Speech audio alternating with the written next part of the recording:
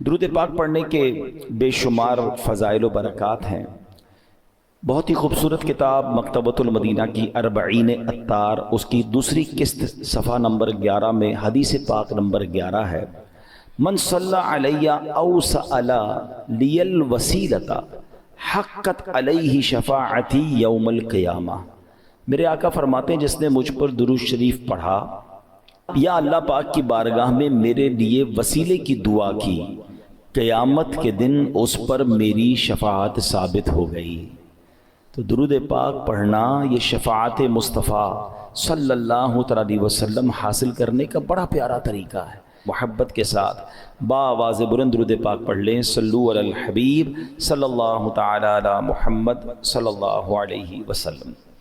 الحمدللہ ہماری کوشش ہوتی ہے ہم قرآن مجید فرقان حمید کی خوبصورت پیاری آیتوں کو سمجھیں، تلاوت کریں، اس کی تفسیر جانیں اور قرآن کی باتیں کریں۔ آج ایک بنی اسرائیل کی عجیب و غریب بیماری کا ذکر سنیں گے۔ اللہ نے قرآن مجید میں اس کو بیان کیا اور بدقسمتی سے وہ بیماری، وہ ڈیزیز آج ہمارے درمیان بھی پائی جاتی ہے۔ تو یوں سمجھیے کہ یہ ہمارے لیے بھی بڑی ریلیونٹ ہے، ہمیں بھی بہت غور سے اس کو سننا ہے کہ کہیں ہم میں سے کسی کے اندر یہ بری بیماری نہ لگ جائے، اور یہ بیماری ان کو کیوں لگی قرآن نے اسے بھی بیان کیا۔ اللہ قریب قرآن مجید میں ارشاد فرماتا ہے، پارہ نمبر 1 ہے، سورہ بقرہ آیت نمبر 74، ارشاد ہوتا ہے بسم اللہ الرحمن الرحیم، ثم قست قلوبکم من بعد ذلك فہی کالحجارۃ او اشد قسوہ وَإِنَّ مِنَ الْحِجَارَةِ لَمَا يَتَفَجَّرُ مِنْهُ الْأَنْهَارُ وَإِنَّ مِنْهَا لَمَا يَشَّقَّقُ فَيَخْرُجُ مِنْهُ الْمَاءُ وَإِنَّ مِنْهَا لَمَا يَهْبِطُ مِنْ خَشْيَةِ اللَّهِ وَمَا اللَّهُ بِغَافِلٍ عَمَّا تَعْمَلُونَ۔ اب اس آیت کا ترجمہ کیا ہے؟ آسان ترجمہ قرآن کنز العرفان۔ پھر اس کے بعد تمہارے دل سخت ہو گئے تو وہ پتھروں کی طرح ہیں، بلکہ اس سے بھی زیادہ سخت ہو گئے، اور پتھروں میں کچھ تو وہ ہیں جن سے ندیاں بہہ نکلتی ہیں، اور کچھ وہ ہیں کہ جب پھٹ جاتے ہیں تو ان سے پانی نکلتا، اور کچھ وہ ہیں جو اللہ کے ڈر سے گر پڑتے ہیں، اور اللہ تمہارے اعمال سے ہرگز بے خبر نہیں۔ یہ جو آخری آیت کا حصہ ہے نا، یہ تو سمجھ لیں یہاں لکھا ہونا چاہیے۔ کیا فرمایا؟ وَمَا اللَّهُ بِغَافِلٍ عَمَّا تَعْمَلُونَ۔ جان لو کہ اللہ تمہارے اعمال سے ہرگز بے خبر نہیں ہے۔ جو کچھ ہم کر رہے ہیں نا سب اللہ دیکھ رہا ہے۔ ہم بعض اوقات لوگوں سے، رشتہ داروں سے، دوستوں سے چھپانے کی کوشش کر رہے ہوتے ہیں، شہر تبدیل کریں گے، علاقہ تبدیل کریں گے، دروازہ بند کر دیں گے، دنیا میں کوئی نہ دیکھ لے۔ بار بار قرآن انڈیکیٹ کر رہا ہے وَمَا اللَّهُ بِغَافِلٍ عَمَّا تَعْمَلُونَ۔ اللہ تمہارے اعمال سے ہرگز بے خبر نہیں، وہ دیکھ رہا ہے۔ تو کاش یہ خیال دل میں راسخ ہو جائے کہ میں جو کچھ کرتا ہوں، اچھا کر رہا ہوں یا برا کر رہا ہوں، رب دیکھ رہا ہے۔ اچھے کام میں بھی اچھا عجیب ہیں ہم لوگ نا، برے کام میں لوگ نہ دیکھ لیں اس کی ٹینشن، اچھے کام میں لوگ کیوں نہیں دیکھ رہے اس کی ٹینشن، کسی طرح لوگوں تک پہنچا دوں کہ میں نے کوئی اچھا کام کیا ہے۔ اگر یہ ذہن بن جائے نا کہ دنیا دیکھے نہ دیکھے اللہ دیکھ رہا ہے، اچھا کروں گا تو اجر اسی سے لینا ہے، اور اللہ نہ کرے برا کروں گا تو سزا بھی اسی نے دینی ہے، تو خیال تو اس کا زیادہ ہونا چاہیے نا، خیال دنیا والوں کا ہے۔ تو بہرحال اب آتے ہیں اس بیماری اور اس آیت کی طرف۔ اس آیت میں قرآن کریم فرقان حمید نے کیا ارشاد فرمایا؟ ثم قست قلوبکم من بعد ذلک، پھر اس کے بعد تمہارے دل سخت ہو گئے۔ یہ کس کی بات ہو رہی ہے؟ بنی اسرائیل کا ذکر ہو رہا ہے۔ ان پر بڑے انعامات ہوئے، بڑی مہربانیاں کی گئیں بنی اسرائیل پر، شکر کی بجائے یہ نافرمانی کرتے تھے۔ فرعون سے اللہ نے نجات دی، پھر انہوں نے ناشکری کی، تورات عطا کی، پھر ناشکری کی، بچڑے کی پوجا کی، اللہ نے اس میں توبہ کی توفیق دے دی، پھر ناشکری کی، 70 افراد کو کوہ طور پر بلایا، انہوں نے پھر ناشکری کی، انہیں منو سلوہ عطا کیا، پھر ناشکری کی، انہیں قدرت کی نشانیاں دکھائیں، پھر ناشکری کی۔ اللہ پاک کی نافرمانیوں میں مصروف رہے، ایک کے بعد ایک نافرمانی، ایک کے بعد ایک گناہ کرتے رہے، یہاں تک کہ ان کے دل سخت ہو گئے۔ مگر اب قرآن کیا کہتا ہے؟ کتنے سخت ہوئے؟ فَهِيَ كَالْحِجَارَةِ، تو وہ پتھروں کی طرح ہو گئے۔ پتھر کتنا سخت ہوتا ہے سمجھیے گا یاد رکھیے سختی کی اور بھی چیزیں ہوتی ہیں، لوہا بڑا سخت ہوتا ہے، لکڑی بڑی سخت ہوتی ہے، مگر لوہا آگ سے نرم ہو جاتا ہے، لکڑی پانی سے نرم ہو جاتی ہے، مگر پتھر کتنا سخت ہوتا ہے، گرمائش میں پگھلتا ہے، ہتھوڑے مار مار کے اس کا برادہ تو کر سکتے ہیں، چورا چورا کر سکتے ہیں، مگر نرم نہیں کر سکتے۔ تو قرآن نے مثال کیا دی کہ دل پتھر سے سخت ہو گئے، اچھا پھر کہا او اشد قسوہ، پتھر سے بھی زیادہ سخت ہو گئے۔ اللہ اکبر، ان دلوں کا عالم کیا ہوگا کہ جن کو قرآن کہہ رہا ہے کہ تمہارے دل پتھر جیسے سخت بلکہ اس سے بھی زیادہ سخت ہو گئے۔ اللہ اکبر، اے میرے پیارے اسلامی، حالانکہ پتھر کی ایک اور تعریف قرآن خود آگے بیان فرما رہا ہے، وَإِنَّ مِنَ الْحِجَارَةِ لَمَا يَتَفَجَّرُ مِنْهُ الْأَنْهَارُ، پتھر میں تو کچھ وہ ہیں جن سے ندیاں بہتی ہیں، وَإِنَّ مِنْهَا لَمَا يَشَّقَّقُ فَيَخْرُجُ مِنْهُ الْمَاءُ، اور کچھ وہ ہیں جو پھٹ جائیں تو ان سے پانی نکلتا ہے، وَإِنَّ مِنْهَا لَمَا يَهْبِطُ مِنْ خَشْيَةِ اللَّهِ، اور کچھ وہ ہیں جو اللہ کے ڈر سے گر پڑتے ہیں، یعنی پتھر بھی اللہ کا خوف کرتے ہیں۔ پھر فرمایا وَمَا اللَّهُ بِغَافِلٍ عَمَّا تَعْمَلُونَ، اور اللہ تمہارے اعمال سے ہرگز بے خبر نہیں۔ اب یہاں بڑی یونیک معلومات اسٹونز کے بارے میں، پتھر کے بارے میں قرآن نے کیا فرمایا؟ پتھر چاہے کتنے سخت ہوں، اللہ کے نافرمان نہیں ہوتے، یہ بھی پھوٹ پڑتے ہیں، ان سے بھی چشمے جاری ہوتے ہیں، خوف خدا کے سبب بڑی بڑی چٹانیں، بڑے بڑے پتھر لڑک جاتے ہیں، لیکن گناہگاروں کے دل جب سخت ہو جائے نا تو وہ اتنے سخت ہوتے ہیں کہ وہ پتھر سے بھی زیادہ سخت ہو، ان پر کوئی بات اثر نہیں کرتی، اللہ کا حکم سن کر یہ زیر نہیں ہوتے، عذاب کا تذکرہ سن لیں تو ان پر خوف طاری نہیں ہوتا، جنت کی نعمتوں کا سن لیں پھر بھی دل مائل نہیں ہوتا۔ اے میرے پیارے اسلامی بھائیوں، غور کیجئے، آج کے دور میں بھی بعض اوقات ایسے بندے دکھتے ہیں کہ جن کے دل سخت ہو جاتے ہیں، اور سختی کی قرآن نے وجہ جو تفسیر میں ہم نے سنی کہ گناہ پر گناہ، ایک کے بعد ایک دوسرا گناہ، حدیثوں میں یہ مضمون ملتا ہے کہ بندہ جب ایک گناہ کرتا ہے نا تو اس کے دل پر ایک نقطہ لگ جاتا ہے، بلیک ڈاٹ، دوسرا گناہ کرتا ہے پھر دوسرا نقطہ، تیسرا کرتا ہے تیسرا نقطہ، ایک وقت آتا ہے پورا دل ہی کالا ہو جاتا ہے، اب ہدایت کی کوئی بات اثر نہیں کرتی ہے۔ تو اسی لیے کہتے ہیں نا، جیسے ہی گناہ ہو جائے ویسے ہی توبہ کر لو، جیسے ہی نافرمانی ہو جائے ویسے ہی نیکی کر لو، کلیریفائی ہونا چاہیے، ہارٹ پیور ہونا چاہیے، آنسو بہایا کرو اللہ کی بارگاہ میں کہ یہ دلوں کو دھو دیتا ہے، دلوں کو صاف کرتا ہے، بندہ خوف الہی سے لرزتا رہے۔ مگر آج حال یہ ہے کہ دل اتنے سخت ہو گئے کہ کوئی ہدایت کی بات اثر کرنا تو دور کی بات، اچھی بھی نہیں لگتی۔ آج کے دور میں کسی سے اچھی بات کرو، قرآن کی بات کرو، دین کی بات کرو، لڑنے لگ جاتا ہے مسلمان ہو کر، یہ کیا ہر وقت بات یہ لگائی بھی ہے، کیوں بھائی اللہ رسول کی بات کرتے ہو، ہم کوئی اور بات کر رہے ہیں۔ خود سوچیں، ہمیں ہر اس شخص کو سوچنا چاہیے کہیں دل سختی کی طرف تو نہیں جا رہا ہے۔ اچھا، اب پتھروں میں شعور ہوتا ہے، یہ بڑی عجیب بات آج ہم نے سنی، شاید بہت ساروں کے لیے نئی بات ہوگی۔ مفتی احمد یار خان نعیمی بہت بڑے مفسر قرآن ہیں، فرماتے ہیں اس سے معلوم ہوا کہ پتھروں میں بھی شعور ہوتا ہے، یہ الگ بات ہے کہ ہمیں ان کے شعور کی خبر نہیں ہوتی۔ قرآن میں ایک اور جگہ اللہ نے ارشاد فرمایا، اور داؤد کے ساتھ پہاڑوں اور پرندوں کو تابع بنا دیا کہ وہ پہاڑ اور پرندے تسبیح کرتے ہیں۔ ہاں، پرندے تو تسبیح کرتے ہیں، پہاڑ بھی اللہ کی تسبیح کرتے ہیں۔ آپ نے نہیں سنا ابو جہل کے ہاتھ میں کنکر تھے نا، کیا آ کر کہا تھا اس نے اللہ کے نبی کو کہ اے محمد صلی اللہ علیہ وسلم، اللہ کے سچے نبی ہو تو بتاؤ میری مٹھی میں کیا ہے۔ اللہ اکبر، نبی پاک کا کیا خوبصورت جواب تھا، فرمایا میں بتاؤں تیری مٹھی میں کیا ہے؟ جو تیری مٹھی میں کنکر ہے بتا دے میں کون ہوں۔ اور پھر کنکروں نے کلمہ پڑھنا شروع کر دیا، تو پتا چلا کہ پتھر بھی اللہ کی تسبیح کرتے ہیں۔ اور اللہ اکبر، اور احد پہاڑ کے بارے میں کون نہیں جانتا؟ اللہ آپ کو مجھے بار بار مدینہ پاک کی حاضری نصیب فرمائے۔ نبی پاک علیہ الصلوۃ والسلام، سبحان اللہ، آقا کے معجزات میں سے یہ معجزات ہے کہ جب نبی پاک مدینہ منورہ میں یا مکہ پاک میں سڑکوں پر کسی کے شاہراہ پر تشریف لے جاتے تو آس پاس کے پتھر نبی پاک کو سلام کیا کرتے۔ احد پہاڑ کے متعلق آقا نے فرمایا، احد پہاڑ ہم سے محبت کرتا ہے، ہم اس سے محبت فرماتے ہیں۔ اب پہاڑ نبی پاک سے محبت کرتا ہے، اور یہ کیسا خوبصورت پہاڑ ہے کہ نبی پاک علیہ الصلوۃ والسلام نے فرمایا کہ احد میرے ساتھ جنت میں جائے گا۔ اب یہاں علماء نے اور خوبصورت بات کی کہ پہاڑ نبی پاک سے محبت کرے تو جنت میں جائے۔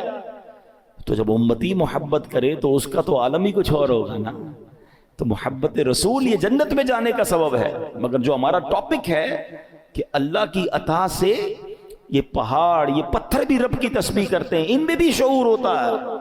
اللہ اکبر. اور احد کے پہاڑ کی تو یہ فضیلت ہے کہ ایک جگہ نبی پاک علیہ الصلوۃ والسلام نے فرمایا جب تم احد پہاڑ کے پاس آؤ فَكُلُوا مِن شَجَرِهِ, اس پر اگنے والے درخت کے پتے بطور تبرک کھا لیا کرو ہے.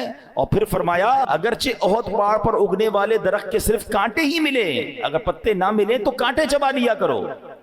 اب یہاں تبرک کی دلیل بھی ملتی ہے. بھائی کانٹا کھانے سے کیا فائدہ ہوگا, پتا کھانے سے کیا فائدہ ہوگا, مگر چونکہ یہ جنتی پہاڑ ہے تو آقا نے فرمایا اس سے کچھ نہ کچھ کھا لیا کرو, تبرک لیا کرو. اب پہاڑ مبارک کیسے ہو گیا کہ یہ پہاڑ نبی پاک سے محبت کرنے والا ہے. تو ہم دوبارہ آتے ہیں پیارے اسلامی بھائیوں کہ ایک تو ہم نے یہ سنا قرآن کہتا ہے کہ کچھ پہاڑ پھٹ پڑتے ہیں, کچھ میں سے نہریں جاری ہوتی ہیں, کچھ سے پانی جاری ہوتی ہے, کچھ خوف خدا سے گر پڑتے ہیں. ایک بار امام ابو القاسم کشیری رحمۃ اللہ تعالی لکھتے ہیں کہ اللہ پاک کے ایک نبی کہیں سے گزر رہے تھے, آپ نے ایک چھوٹا سا پتھر دیکھا مگر اس چھوٹے سے پتھر سے مسلسل پانی بہ رہا تھا. آپ بڑے حیران ہوئے. اللہ پاک نے اس پتھر کو بولنے کی طاقت عطا فرمائی اور پتھر کہتا ہے کہ اے اللہ پاک کے نبی, جب سے میں نے سنا ہے معلوم ہوا ہے کہ جہنم کا ایندھن آدمی اور پتھر ہے. قرآن کہتا ہے نا اے ایمان والو اپنے آپ کو اپنے گھر والوں کو جہنم کی آگ سے بچاؤ جس کا ایندھن آدمی اور پتھر ہے. تو ہم آدمیوں پر تو پتہ نہیں اثر ہوا نہیں ہوا, وہ پتھر کہتا ہے جب سے مجھے معلوم ہوا ہے کہ جہنم میں پتھر ڈالے جائیں گے جب سے میں رو رہا ہوں, جب سے خوف خدا کی حالت سے میری حالت بری ہے. اور یہ جو میرے اندر سے آپ پانی نکلتا دیکھ رہے ہیں یہ خوف خدا کے باعث ہے. آپ اللہ کے نبی تھے, آپ نے اللہ کی بارگاہ میں دعا کی اور اللہ پاک نے یا اللہ اس پتھر کو جہنم سے محفوظ فرما دے. دعا قبول ہو گئی. آپ چلے گئے کہیں, واپس آئے تو پھر اس پتھر سے پانی نکل رہا تھا. تو آپ نے کہا کہ اب تو تمہیں جہنم سے آزادی کی خوشخبری مل گئی, پھر کیوں رو رہے ہو؟ پتھر کو اللہ نے پھر قوت گویائی دی. کہتا ہے ذالک کان بکاء الحزن والخوف وہذا بکاء الشکر والسرور. کہتے حضور پہلے جو آنسو تھے وہ غم اور تکلیف کے تھے, اب جو آنسو ہیں وہ خوشی کے آنسو ہیں کہ اللہ نے جہنم سے آزاد کر دیا. تو یہ اللہ کی مخلوقات ہیں. اللہ پاک یہ دنیا میں ہر طرف رب کا ذکر ہو رہا ہے. یہ اشرف المخلوقات کہلانے والا ہی غافل ہو جاتا ہے. حالانکہ ہم مجھے اور آپ کو بنایا ہی اللہ کی عبادت کے لیے. دیکھیں نا ہر چیز کے بارے میں ہم یہ جاننے کی کوشش کرتے ہیں what is the reason of the creation. Mobile کیوں بنا ہے؟ بات کرنے کے لیے بنا. اگر اس میں بات کرنے کی صلاحیت ختم ہو جائے, کوئی فنکشن نہ چلے, کیا کریں گے؟ موبائل کا گاربیج کر دیں گے نا. پین کیوں چلتا ہے؟ پین کیوں بنا؟ لکھنے کے لیے. لکھنا ہی نہ, انک ختم ہو جائے آپ کیا کرتے ہو؟ پھر بھی لگاتے ہو, پھینک دیتے ہیں. جو چیز جس لیے بنائی گئی اگر وہ کام نہ کرے تو اسے ڈسپوز کر دیا جاتا ہے. ہمیں کیوں بنایا گیا ہے؟ کبھی سوچا آپ نے؟ قرآن بتائے گا نا. ہمیں بنایا اللہ نے تو اللہ ہی فرمائے گا نا کیوں بنایا, واٹ از دا ریزن. قرآن میں رب فرماتا ہے وما خلقت الجن والانس الا لیعبدون. ہم نے نہیں بنایا انسان اور جنات کو, بس there is only one reason الا لیعبدون. ہم نے اپنی عبادت کے لیے بنایا ہے.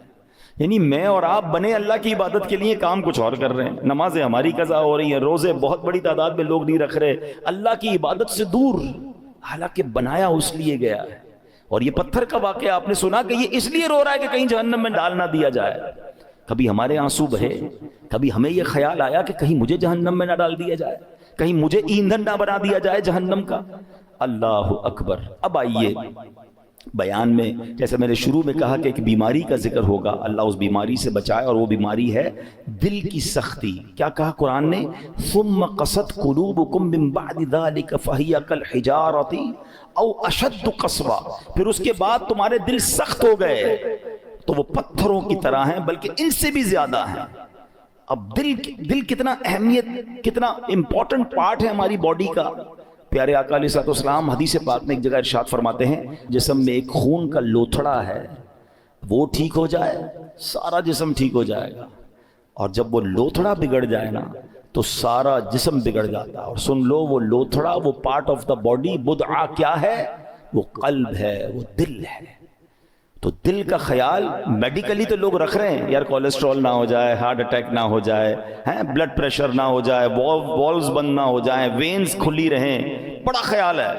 ٹھیک ہے، یہ تو ظاہری اس دل کی کیفیت ہے نا، مگر اگر اس دل میں ایمان ہی نہ ہو، اس دل میں معاذ اللہ سختی آ جائے، ہدایت کی کوئی بات ہی اثر نہ کرے، یہ دل معاذ اللہ غیبت، چغلی، بغض، کینہ، تکبر اور برائیوں کی آماجگاہ بن جائے تو یہ تو برباد کر دے گا نا، ایمان برباد کر دے گا. ہمیں جان لینے والے مرض کا ڈر ہے، ہم ڈسکس بھی کرتے ہیں، ڈاکٹر کے پاس بھی جاتے ہیں، ٹیسٹ بھی کراتے ہیں، جناب بتائیں ہارٹ اٹیک نہ ہو، میری باڈی ٹھیک رہے، کتنی ایکسرسائز کرنی ہے، everybody talk about it. وہ کیوں؟ کہ جان چلی جائے گی نا. مگر مجھے بتاؤ، جان جانا زیادہ خطرناک ہے یا ایمان جانا زیادہ خطرناک ہے؟ جان تو ویسے ہی جانی ہے، آج نہیں تو کل چلی جائے گی، مرنا تو ہے ہی، اس سے تو کوئی نہیں بچ سکتا. مگر ایمان سلامت لے کر قبر میں جانا یہ زیادہ ضروری ہے نا. تو یہ حدیث بھی بتا رہی ہے، قرآن کی آیتیں بھی بتا رہی ہیں کہ دل صاف ہونا چاہیے، دل اللہ کی رحمتوں کے نزول کی جگہ ہونی چاہیے. مگر جن کے دل سخت ہو گئے ہیں وہ غور کریں. اب آئیے میرے پیارے اسلامی بھائیوں، حدیث پاک، یہ دل کی سختی سزا کتنی بڑی ہے. اللہ کے نبی علیہ الصلوۃ والسلام فرماتے، ترمذی شریف کی حدیث ہے، ان ابعد الناس من اللہ قلب القاسی، فرماتے سخت دل والا سب سے بڑھ کر اللہ سے دور ہے. Nobody talk about it. کوئی بات ہی نہیں کرتا. ارے دل سخت ہے، یہ دل نرم ہے. اگر دل سخت ہو گیا نا تو پھر اللہ سے سب سے زیادہ دور وہ ہو جائے گا. حضرت مالک بن دینار جیسی عظیم ہستی کا فرمان سنو، فرماتے بندوں کو جو سزائیں دی جاتی ہیں ان میں سب سے بڑی سزا یہ ہے کہ بندے کا دل سخت کر دیا جاتا ہے. ہائے ہائے، نہ نماز میں دل لگے، نہ تلاوت میں دل لگے، نہ دعا میں آنسو بہیں ہیں، نہ ہدایت کی بات اچھی لگے. لوگ نعتیں سن کر رو رہے ہوتے ہیں اور ہم کہتے ہیں بند کرو یار، مزہ نہیں آ رہا. یعنی کوئی اچھی بات دل پر اثر نہیں کر رہی تو چیک کرو کہ یار یہ دل سخت تو نہیں ہو گیا، دروازہ تو بند نہیں ہو گیا. یہ سب سے بڑی سزا ہے. حضرت مالک بن دینار کہتے ہیں بندے کو جو سب سے بڑی سزا دی جاتی ہے وہ اس کا دل سخت ہو جاتا ہے. کسی مسلمان کو تکلیف میں دیکھ کر ہمیں تکلیف محسوس کیوں نہیں ہو رہی ہے؟ کوئی بیچارہ غریب پریشان ہے، اس کو دیکھ کر مجھے فیل کیوں نہیں ہو رہا؟ اگر ہو رہا ہے اللہ کا شکر ادا کریں. اگر مسجد میں آنے کو جی چاہتا ہے اللہ کا شکر ادا کریں، اور مسجد میں آ کر بھاگنے کو جی چاہتا ہے، there is something wrong in your heart. اس سے بڑھ کر رحمتوں والی جگہ کون سی ہے؟ ہونا کیا چاہیے؟ اللہ کے گھر میں آؤں تو پیس، سکون، مزہ آ جائے. مگر کچھ لوگ مسجد میں آ کر بھی بے چین، آخر میں آئیں گے سب سے پہلے جانے کی کریں گے. خود سوچئے کیوں مجھے بے چینی ہوتی ہے؟ موبائل پر گھنٹوں بیٹھ جاؤں گا، دوست کے ساتھ چائے پینے گھنٹوں بیٹھ جاؤں گا، اللہ کے گھر میں مجھے تکلیف کیوں ہو رہی ہوتی ہے؟ جب تک بیماری کو ڈائگنوس نہیں کریں گے نا پھر حل نہیں ہوگا. آج میں آپ کو علاج بھی بتاؤں گا. اب آئیے دل کی سختی کے اسباب، واٹ از دا ریزن. نبی پاک علیہ السلام فرماتے ہیں ذکر اللہ کے علاوہ زیادہ کلام نہ کرو، بے شک زیادہ باتیں کرنا دل کو سخت کر دیتا ہے. یہ بہت جو بولتے رہتے ہیں نا، بہت بولتے رہتے ہیں، زیادہ باتیں نہیں، قلیل الکلام. اللہ کا ذکر کریں، تلاوت کریں، کم بولیں، کیونکہ زیادہ بولنے والا غلطیاں بھی زیادہ کرتا ہے نا. جھوٹ بھی نکل جائے گا، غیبت بھی نکل جائے گی، دل آزاری بھی ہو جائے گی، معاذ اللہ احساس نہیں ہوگا، علم نہیں ہوگا تو کلمہ کفر بھی نکل جائے گا. کم بولیں، سوچ کے بولیں. ایک جملہ سنا ہوگا آپ نے، پہلے تولو بعد میں بولو. ہم بول کے تول رہے ہوتے ہیں، پھر پچھتا رہے ہوتے ہیں، یار نہیں بولنا تھا، یار کیا بول دیا، یار مسئلہ ہو گیا، جھگڑا ہو. پہلے سوچ لیتے ہیں نا. آپ کے کسی بھی باڈی پارٹ کے گرد گارڈ نہیں بٹھائے گئے. یہ زبان ہے جس کو 32 گارڈ کا پہرا دیا گیا ہے. 32 دانت کے پیچھے زبان ہے نا. مگر جب یہ چلتی ہے سارے گارڈز پیچھے چھوڑ کر کسی کا دل توڑتی ہے، کسی کا سر پھوڑتی ہے، کسی کے خاندان برباد کر دیتی ہے. سوچئے زیادہ بولنا دل کو سخت کر دیتا ہے. یوں ہی زیادہ ہنسنے سے بھی دل سخت ہو جاتا ہے. حدیث پاک میں ہے ان کثرت الضحک تمیت القلب، بے شک زیادہ ہنسنا دل کو مردہ کر دیتا ہے. ہر وقت ہنسی مذاق. کچھ لوگ ہوتے ہیں جن کا کام یہی ہوتا ہے، تو ہر وقت نہیں ہوتا. کبھی کبھی مزاح کرنا اور ہے، مگر ہنسی مذاق میں بھی دل آزاری کی اجازت نہیں ہے نا. آپ مسکرانے والی بات کریں اچھی بات ہے، لیکن ہر وقت ایک ہی کام میں لگے ہوئے ہیں اور پھر جھوٹ بول بول کے ہنسا رہے ہیں، یہ دل کو مردہ کر دیتا ہے. اچھا، پھر زیادہ کھانا، بالخصوص حرام حلال کی پرواہ کیے بغیر کھاتے چلے جانا، یہ بھی دل کو مردہ کر دیتا ہے. تو اللہ کرے کہ یہ بھی ہمیں سمجھ آ جائے. آپ جب بھی دیکھ لیں آپ زیادہ کھائیں گے آپ کو عبادت کو جی نہیں چاہے گا, آپ کو نیند آنے لگے گی, سستی ہو جائے گی.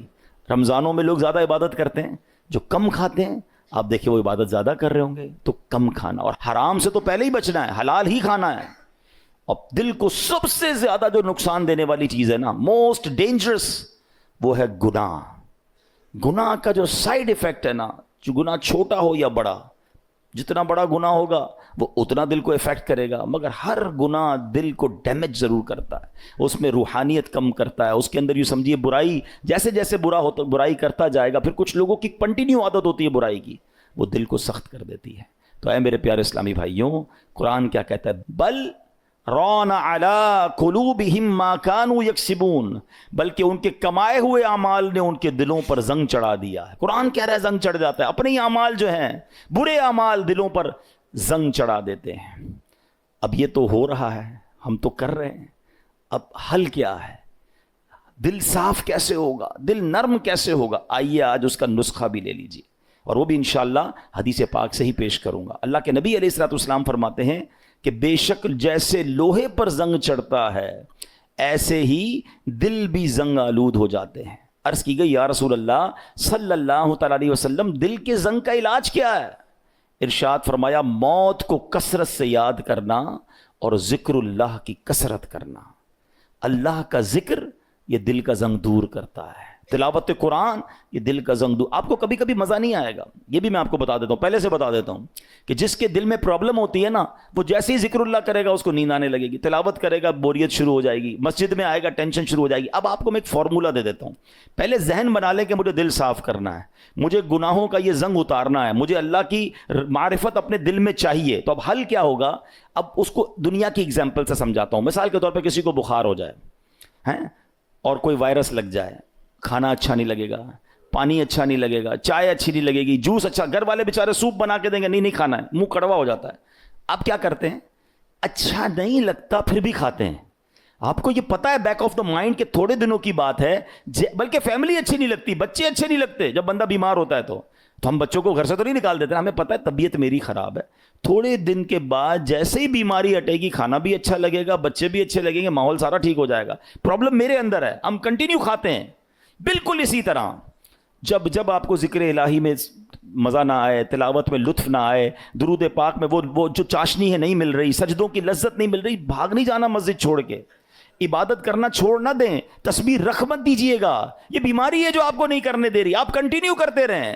ایک وقت آئے گا دل کا زنگ دور ہوگا, ہر ذکر الہی آپ کو مزہ دینے لگے گا, ہر سجدے میں آپ کو معرفت ملنے لگے گی, ہر تلاوت کا ذوق آپ کو ملتا رہے گا. آپ دعا کے لیے ہاتھ اٹھائیں گے, آپ کے آنسو بہنا شروع ہو جائیں گے, کیونکہ اس ٹائم تک آپ کو یہ کرنا پڑے گا تاکہ یہ دل کا زنگ دور ہو جائے. اور جب اللہ کے نبی نے فرما دیا ہے کہ موت کو کثرت سے یاد کرنا اور ذکر الہی دلوں کے زنگ کو دور کرتا ہے. ایک اور پرابلم یہ ہے, ہم موت بلائے بیٹھے ہیں, ہمارے سامنے جنازے اٹھ رہے ہیں, ہمارے سامنے لوگ دنیا سے جا رہے ہیں, ہم قبرستان جاتے ہیں, وہاں بھی لوگ فون پہ مستی مذاق کر رہے ہوتے ہیں. ارے پہلے کا دور کیسا تھا, جب جنازہ ہوتا تھا نا, میت کے رشتہ دار کو ڈھونڈنا مشکل ہو جاتا تھا. لوگ کہتے کیسے ڈھونڈے, سارے ہی رو رہے ہیں. اور سب کیوں روتے تھے؟ ان کو میت سے اتنا پیار نہیں ہوتا تھا, سب کو اپنی موت یاد آتی تھی. وہ قبرستان دیکھ کر سمجھ جاتے تھے کہ ہم نے جانا ہے, مگر ہم موت بھلائے بیٹھے ہیں. کبھی کبھی ان چیزوں کو یاد کرنا چاہیے. آگے سنیے, ایک مرتبہ ایک عورت بی بی عائشہ صدیقہ رضی اللہ تعالیٰ عنہا کی خدمت میں حاضر ہوئی, دل کی سختی کی شکایت کی. حضرت عائشہ نے فرمایا, اکثری من ذکر الموت, موت کو کثرت سے یاد کرو. چند دن کے بعد وہ عورت آئی اور بی بی عائشہ کا شکریہ ادا کرتی ہیں, کہتی ہیں جب سے میں نے موت کو یاد کرنا شروع کیا یہ بات رنگ لائی ہے, میری دل کی سختی دور ہو گئی ہے. تو کاش ہمیں یاد آئے, کبھی کبھی ویسے ہی قبرستان چکر لگا لیا کریں, دعا پڑھنے چلے جائیں, اندازہ ہو کہ دیکھو کون کون چلا گیا. کسی کا بڑا محل تھا, کسی کا ڈیفینس میں بنگلہ تھا, ڈیفینس کے قبرستان ہی چلے جائیں تو ڈیفینس میں رہنے والے وہاں تدفین ہے نا. ایک اور چیز سمجھا کریں آپ, دنیا میں اور آپ ایک سیکوینس کے ذریعے آئے ہیں. پہلے میرے دادا آئے ہیں, پھر میرے والد آئے ہیں, پھر میں آیا, پھر میرے بچے آئے ہیں, پھر ان کے بچے. یہ سیکوینس ہے نا. دنیا سے جانے کی یہ سیکوینس ضروری نہیں ہے. ایسا نہیں ہو کہ دادا ہی پہلے جائیں گے, ابو ہی بعد میں جائیں گے, پھر میں جاؤں گا. نہیں, دادا دنیا میں ہوتا ہے, پوتا چلا جاتا ہے, والد ہوتا ہے، جوان بیٹا چلا جاتا ہے. آپ نے نہیں دیکھا قبرستان جائیں نا، 15 سال کے بچے کی بھی قبر ملے گی، 5 سال کے بچے کی قبر بھی ملے گی، 75 سال کے بوڑھے کی قبر بھی ملے گی. اٹ مینز میں بھی کبھی بھی جا سکتا ہوں. اچھا، ہم میں سے کئیوں کو قبرستان کی دعا یاد ہوگی. یہ کتنی میننگ فل دعا ہے، مگر سمجھیں تو نا کیا دعا ہے. السلام علیکم یا اہل القبور یغفر اللہ لنا ولکم وانتم سلفنا ونحن بالاثر. مشکات شریف حدیث کی دعا ہے. پیارے آقا یہ دعا کیا کرتے. معنی کیا ہے؟ السلام علیکم یا اہل القبور، اے قبر والو تم پر سلامتی ہو. پھر کیا فرمایا؟ یغفر اللہ لنا ولکم، اللہ تمہاری اور ہماری مغفرت فرمائے. مگر جو اگلا جملہ ہے نا، انتم سلفنا ونحن بالاثر، تم پہلے چلے گئے ہو، ہم بعد میں آنے والے ہیں. کاش یہ بات سمجھ آ جائے کہ میرا ٹھکانہ وہی ہے، جانا ادھر ہی ہے. کون سی ترم خانی کام آئے گی، کون سا جاہو جلال کام آئے گا، کون سے پیسے کام آئیں گے، کون سی پراپرٹی کام آئے گی، سب کچھ ادھر رہ جائے گا. اعمال کام آئیں گے. 2 گز کی قبر ہے، اربوں پتی کو بھی لٹھے کا کفن ہے، اور فٹ پاتھ پر مرنے والے کو بھی وہی کفن ہے. یہ میرا لباس ہوگا، یہ میری قبر ہوگی. تو موت کو کثرت سے یاد کرنا یہ دل کو نرم کر دیتا ہے، یہ اس دل کی سختی کو دور کرتا ہے. اللہ اکبر. اے میرے پیارے اسلامی بھائیو، اسی طرح اللہ والوں کی جو نگاہ ہوتی ہے نا، ہاں وہ کہتے ہیں نا، یک زبانہ صحبت با اولیاء بہتر از 100 سالہ طاعت بے ریا. سینکڑوں سال کی بے ریا عبادت ایک طرف، کسی ولی کامل کی صحبت ایک طرف. اللہ والوں کی صحبت میں بیٹھے، ان کی نگاہ سے، ان کی صحبت سے دل کا زنگ اتر جاتا ہے. ہاں اسی طرح علماء کہتے ہیں اللہ والوں کی دشمنی جو ہے نا، کسی اللہ والے کی گستاخی، چاہے گناہ تھوڑا تھوڑا کر کے دل سخت کرتا ہے، یہ وہ گناہ ہے جو ڈائریکٹ دل کو سخت کر دیتا ہے، دل بالکل مردہ ہو جاتا ہے جو اللہ کے ولی سے دشمنی کرتا ہے. تو اے میرے پیارے اسلامی بھائیوں، اللہ والوں کی صحبت اختیار کریں، نیک لوگوں میں بیٹھا کریں، تلاوت قرآن کریں، ذکر الہی کریں، موت کو کثرت سے یاد کریں. تو یہ دل جو ہے اس کی سختی سے ہم محفوظ رہیں گے. وہ پتھروں کے بارے میں دیکھیں نا کہ پتھر خوف خدا سے روتا ہے، پتھر ذکر الہی کرتا ہے. ارے ہم تو اشرف المخلوقات ہیں، تو ہمیں تو اللہ کی یاد زیادہ کرنی چاہیے. تو بہرحال میرے پیارے اسلامی بھائیوں، یہ چند باتیں آج ہم نے سنی ہیں. اللہ پاک ہم سب کو عمل کرنے کی توفیق عطا فرمائے. آمین بجاہ النبی امین صلی اللہ علیہ وسلم.